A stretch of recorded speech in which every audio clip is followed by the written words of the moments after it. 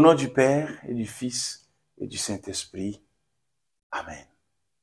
Chers frères et sœurs, que la grâce et la faveur de notre Seigneur Jésus-Christ descendent et demeurent sur chacun et chacune de vous depuis votre position géographique où vous nous suivez sur la chaîne YouTube des Eudistes de la province d'Afrique. Dimanche prochain, 30 juin, nous célébrerons le 13e dimanche du temps ordinaire de l'année liturgique B. En ce 13e dimanche, je suis appelé à contempler ma valeur aux yeux de Dieu, l'amour dont il m'a toujours aimé et ma réponse à cet amour, surtout dans les moments les plus difficiles de ma vie. Pour mieux orienter le fruit de notre méditation, écoutons d'une part l'essentiel des textes lus et d'autre part les exhortations liées au message des textes.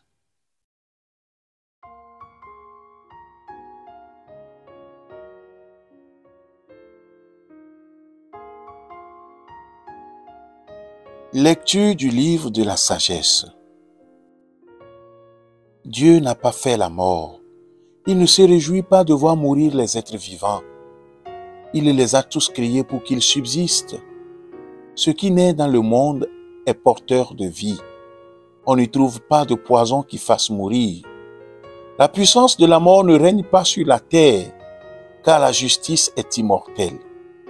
Dieu a créé l'homme pour l'incorruptibilité. Il a fait de lui une image de sa propre identité. C'est par la jalousie du diable que la mort est entrée dans le monde. Ils en font l'expérience, ceux qui prennent parti pour lui. Parole du Seigneur.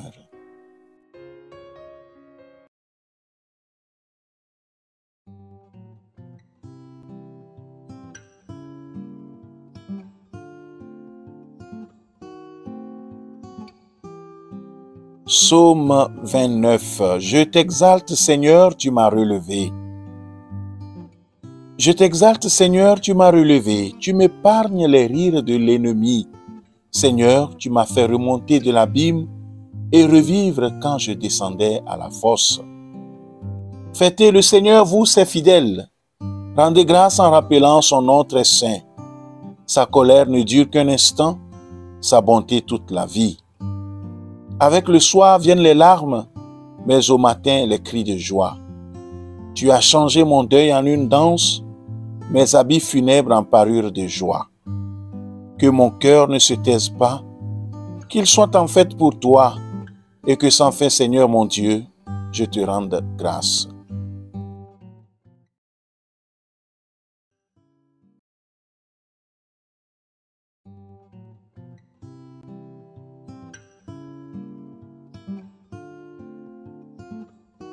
Lecture de la deuxième lettre de Saint Paul apôtre aux Corinthiens. Frères, puisque vous avez tout en abondance, la foi, la parole, la connaissance de Dieu, toutes sortes d'empressements et l'amour qui vous vient de nous, qu'il y ait aussi abondance dans votre don généreux.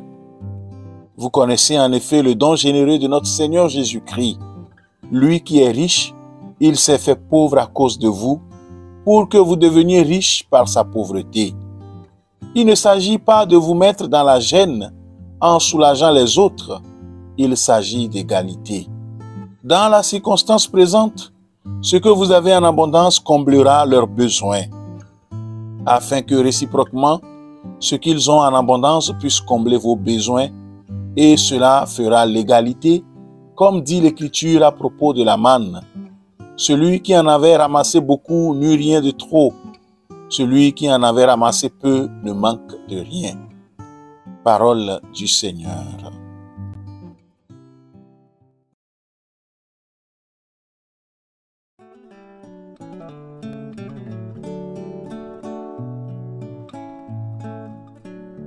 Lecture de l'Évangile de Jésus-Christ selon saint Marc. En ce temps-là, Jésus regagna en barque l'autre rive, et une grande foule s'assembla autour de lui. Il était au bord de la mer. Arrive un des chefs de synagogue nommé Jaïr. Voyant Jésus, il tombe à ses pieds et le supplie instamment. « Ma fille, encore si jeune, est à la dernière extrémité. Viens lui imposer les mains pour qu'elle soit sauvée et qu'elle vive. Jésus partit avec lui et la foule qui le suivait était si nombreuse qu'elle l'écrasait. Or, une femme qui avait des pertes de sang depuis 12 ans, elle avait beaucoup souffert du traitement de nombreux médecins et elle avait dépensé tous ses biens sans avoir la moindre amélioration.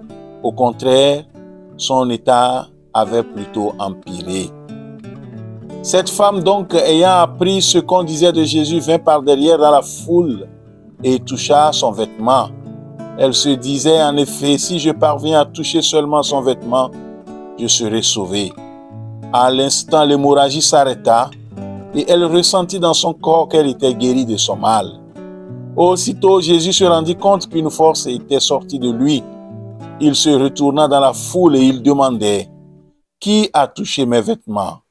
Ses disciples lui répondirent, « Tu vois bien la foule qui t'écrase et tu demandes qui m'a touché ?» Mais lui regardait tout autour pour voir celle qui avait fait cela.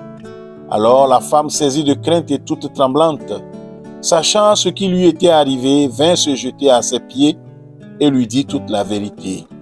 Jésus lui dit alors, « Ma fille, ta foi t'a sauvée.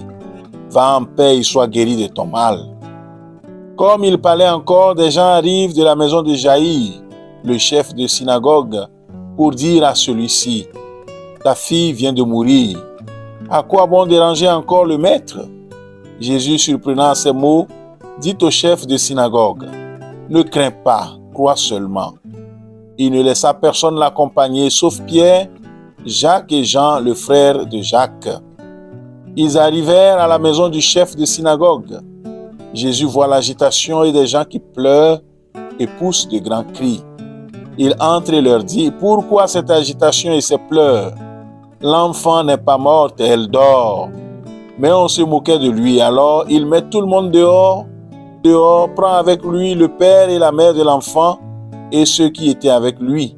Puis il pénètre là où reposait l'enfant. Il saisit la main de l'enfant et lui dit, « Talitha koum », ce qui signifie, « Jeune fille, je te le dis, lève-toi. » Aussitôt, la jeune fille se leva et se mit à marcher. Elle avait en effet 12 ans. Ils furent frappés d'une grande stupeur et Jésus leur ordonna fermement de ne le faire savoir à personne, puis il leur dit de la faire manger. Acclamons la parole de Dieu. La première lecture que nous venons d'écouter nous rappelle une vérité fondamentale. Dieu n'a pas fait la mort. Il ne se réjouit pas de voir mourir les êtres vivants. La mort est venue avec le péché, la désobéissance de l'homme et de la femme. Leur échec à répondre favorablement à l'amour de Dieu.